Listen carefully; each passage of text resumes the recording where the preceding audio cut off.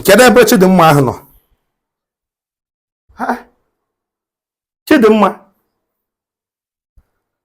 Chukwudimma. Oginidi nwanyị a. Ọmụnwa bụ Oginidi. Maazị dịrị gị ike n'ụwa. Chidimma, what is the time?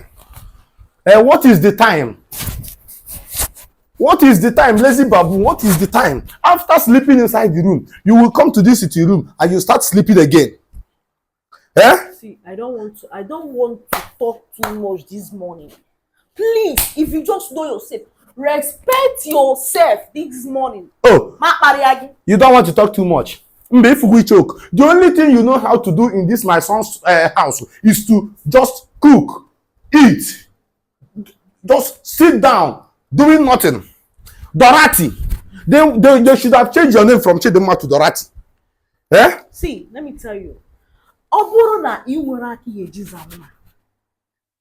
it like that, oh! I say you leave it like that.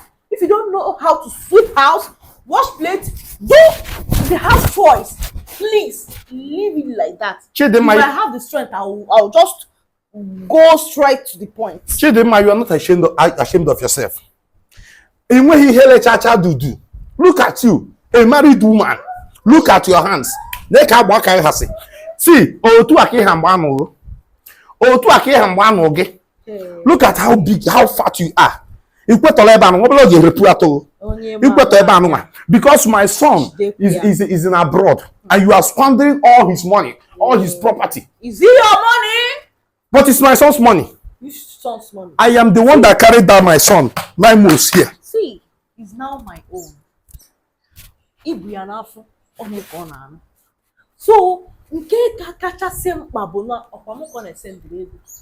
how many times got send the why not control ya? Why not pick a button? Bob not just sick of send the Oh, is it your plan? No, idiot. Yes. Chidimma, come idiot. Yes. Chidimma, I will say, if not that you are my son's wife, if not that you have given birth to 2 kids, because of this my grandchildren, if not, Chidimma, I will send you packing and lock this place. I will lock this place and go to the village. I will lock this place. If not because of this, my beautiful, handsome grandchildren, I will just send you packing. See. You don't want marrying my son. You don't want it. You are watching film. You are watching film. Smelling. Old cargo. You are watching film. Look at this old cargo. Check it. So you purposely planned this. Yes. You said this to so that it will be shocking. Oh, the wood Ghana. Electric. If I'm a shock. So you set it, I will see. Don't worry, I will get back to you. You are not even ashamed of yourself. You are not ashamed of yourself, Chidimma. Get off from that place. Do you know when I was at your set? Nobody dares me.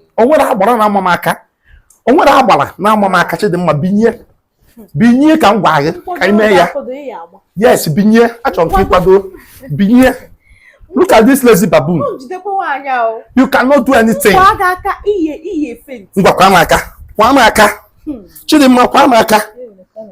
Lazy baboon. My grandsons, look at your mother. Have you seen the kind of mother you have? You are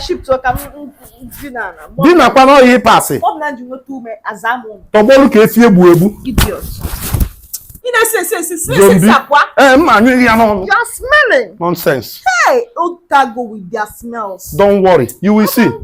You will cry at last. You will find me. You will not see me. You will cry at last. Don't worry. I am going to call my son now. See, I will send you packing. Whether you have given me whether you have given me two children or not. I will take my children. I will send you packing.